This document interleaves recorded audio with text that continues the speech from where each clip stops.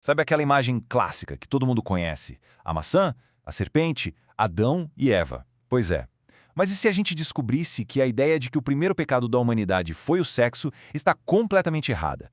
Vamos mergulhar nessa história para entender o que de fato aconteceu no Jardim do Éden. Essa é uma pergunta que, nossa, muita gente já se fez, né? Será que toda a confusão da humanidade começou por causa de sexo? A ideia de que o tal fruto proibido era, na verdade, uma metáfora para o ato sexual é super popular. Mas, será que é isso mesmo que a história original nos conta?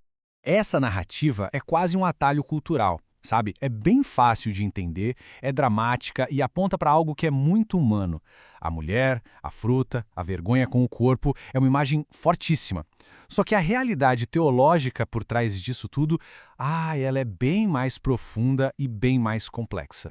Certo, então vamos começar a desmontar esse mito. E a primeira peça do dominó a cair, a própria maçã. O Frei Gilson aponta uma coisa fundamental aqui. O texto original, ele nunca menciona uma maçã. Esse detalhe, que parece pequeno, já mostra o quanto a história que a gente conhece hoje foi moldada, pela cultura ao longo do tempo.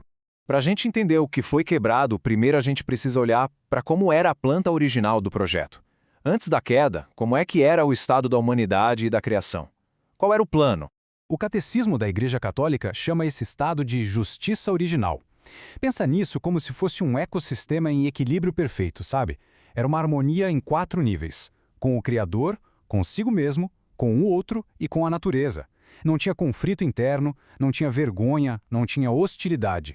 E aqui vem o argumento que derruba de vez o mito. Uma das primeiras ordens de Deus para a humanidade foi justamente esta: multiplicai-vos. A procriação não era um problema, pelo contrário, era uma bênção, fazia parte do plano divino. Então pensem comigo, como é que o ato que cumpre esse mandamento poderia ser o próprio pecado? Simplesmente a conta não fecha, né?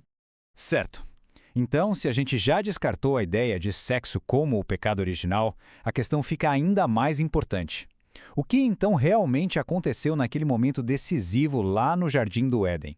E este quadro aqui mostra o contraste de um jeito perfeito. O mito foca num ato físico, comer uma fruta. A realidade teológica aponta para algo interno, um ato da alma. O erro não foi quebrar uma regra de dieta, entende? Foi rejeitar a própria condição de criatura. E a motivação? A motivação não foi a luxúria, foi a soberba. Aquela árvore, ela não era mágica, não. Ela era um símbolo. Como o catecismo explica, ela representava um limite. Era como um lembrete físico de uma verdade espiritual. O ser humano é criatura, não é o Criador. Respeitar aquela árvore era um ato de confiança, de reconhecimento dessa verdade fundamental. O Frei Gilson traduz esse simbolismo de um jeito muito claro. O ato de comer o fruto foi, na prática, uma declaração de independência moral. Foi como dizer para Deus: olha, obrigado, mas a partir de agora sou eu que defino a minha própria realidade. Sou eu que decido o que é bom e o que é mal. E aqui está a definição teológica, a mais precisa de todas. O problema não era querer ser como Deus, afinal fomos criados à sua imagem. O problema foi o jeito de querer isso. Foi a tentativa de chegar lá quebrando a relação, agindo por conta própria. Foi querer o poder de Deus, mas sem a comunhão com Ele. Um ato de pura soberba. Pois é, um único ato de soberba. E as consequências se espalharam por toda a realidade. Vamos dar uma olhada em como essa escolha quebrou aquela harmonia perfeita da criação. Aquela justiça original foi para o espaço. A relação de confiança com Deus virou medo. A harmonia interna se desfez, dando lugar àquele conflito entre a razão e as paixões que a gente conhece bem. A relação que era para ser de complemento entre homem e mulher foi marcada pela dominação, pela cobiça, e a própria natureza, que antes era uma parceira, se tornou hostil. A consequência final, o aviso que tinha sido dado desde o início, se cumpriu. A ruptura com a fonte da vida resultou na entrada da morte na experiência humana. E não apenas a morte física, mas uma morte espiritual. A perda da graça original. Tudo bem, mas por que se preocupar tanto em corrigir esse mito? Porque entender a verdadeira natureza do pecado original muda completamente a forma como a gente se enxerga e entende o drama da vida humana. E aqui a gente chega no ponto crucial. O problema humano fundamental nunca foi o corpo ou a sexualidade, que são criações boas. O verdadeiro problema, a raiz de tudo, é a soberba. É aquela inclinação para se colocar no centro do universo, de fazer da própria vontade um Deus.